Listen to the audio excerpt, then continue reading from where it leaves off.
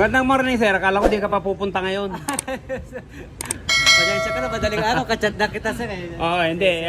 Nagising ako ng alas 4. Tapos tingnan naman ako, dami na naman kakong tatanong. May aircon pa? Pag pinitik? Oo, pag pinitik sir. Hmm. May lamig siya, kumagana. Ang problema, syempre pag nag-automatic, wala nang tuluyan. Sige. Check muna natin dito sa lifter. Dito natin. Yan, salang natin sa lifter. Sige! Ayan, ito pong ganito. Taas natin para malaman natin kung anong problema ng compressor. Ang sabi kasi ni sir, pag nag-automatic, hindi na bumabalik. Ayan, check natin. Sige, taas muna natin. Problema. Ayan. Taas po natin para silipin natin yung compressor.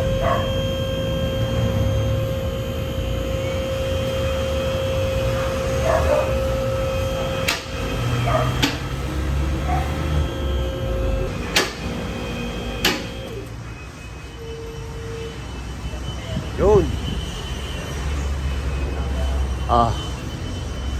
Ito po yung compressor niya.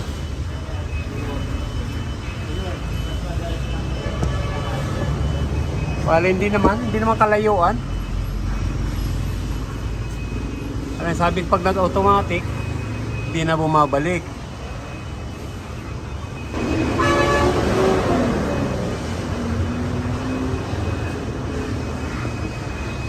Ayan. Ito pala, malabo na mata talaga. Ayan, layo. Ayan, babaklasin natin to para tanggalin natin yung spacer niyan.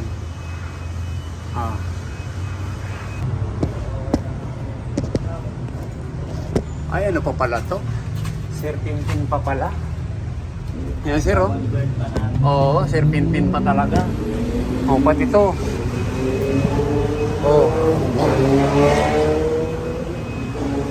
Ayan, ulitin natin yung tanong mo, sir, para malaman ng iba. Sir, pag halimbawa mag-isa lang ako sa loob ng sasakyan, pwede bang hindi ko paganahin yung likod na aircon? Ito, hindi pwede. Kasi wala naman solenoid valve yan. Mabuti kung may solenoid valve yan, pag pinatay mo, hindi na iikot yung preyon doon. Ngayon makikita mo umuusok yun eh. Nag-yellow yun. So kailangan talagang number 1 lang. Kahit number 1 lang.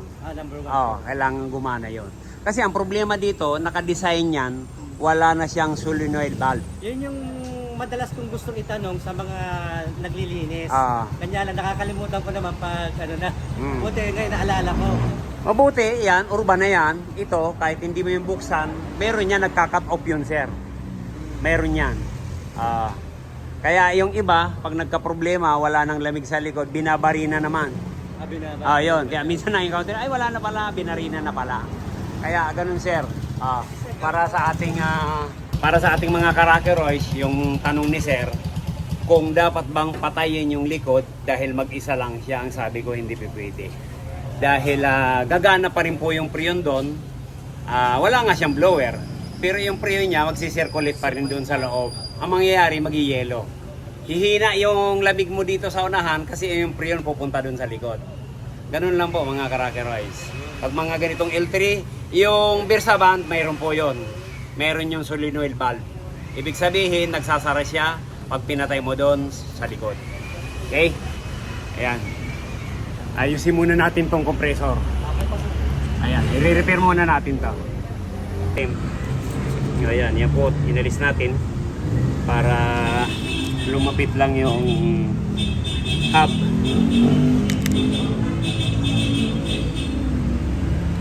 Ayan, nilaylay lang natin yung compressor. Ayan po, dinukot lang natin mga karakeroys. Yan, ang layo niya kanina halos 1.8.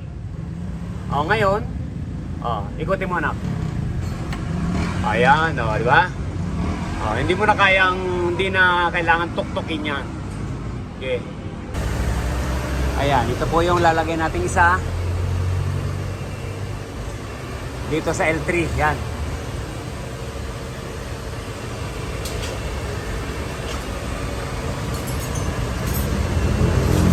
Yan, medyo mabilis ang install natin ito. Kasi yan, ganyan tayo sa lifter. from Valenzuela City. Yan. Kausap ko kaninang maga. Welding.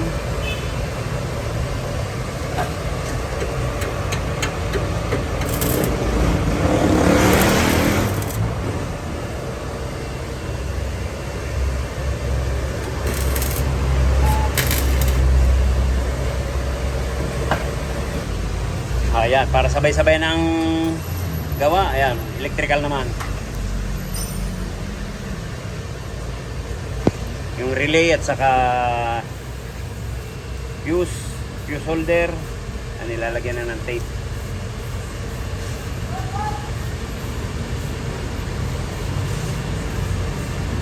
Tingnan natin yung ayan sir, nagpapahiwatig yan na medyo mahina ng compressor mo. Kaya pag talagang hindi pa natin na gawa ng paraan yan, ayan, matutuluyan na yan. 48, 200, maliligtas pa yan. Okay.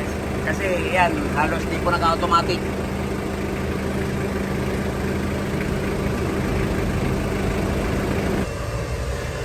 Ayan, yung dugtungan. May kabit na. Yung galing din sa kabila. Ayan, sa kabilang condenser.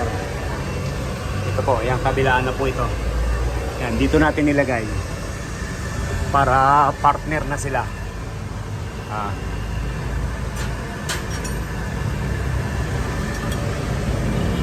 Ayan, ang kagandahan po ng may lifter, bilo tayo magtrabaho dito sa ilalim.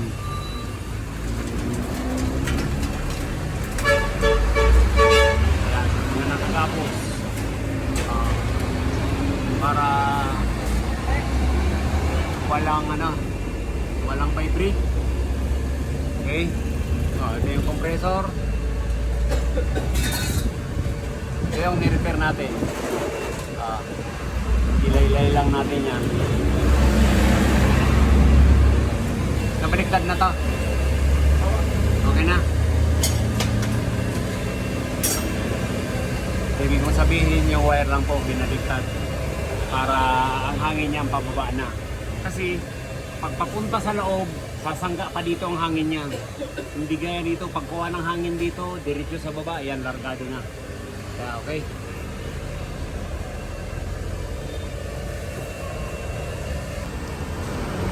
Ay, doon sa kabila, bababa, dito nakasangga eh. Pabaliktad yan. Laglag yan.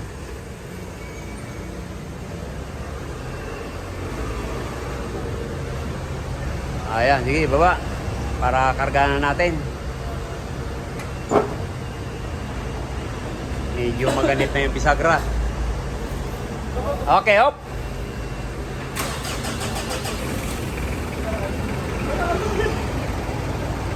Yung pintura. Hop. Okay na yan. Okay, karga.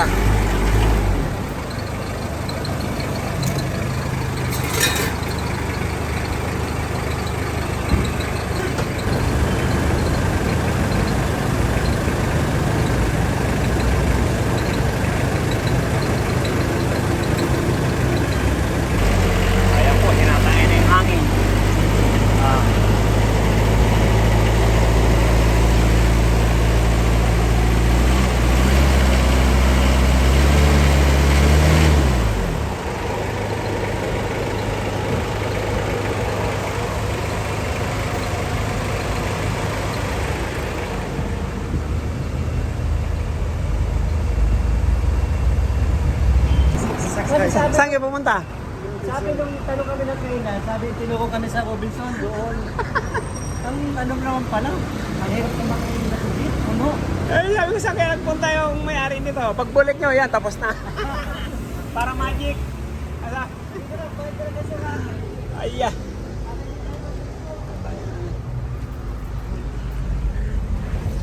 Ay, bumbayin natin mga condenser.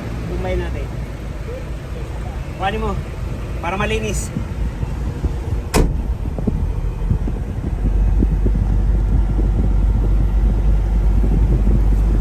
Yan, check tayo ng lamig.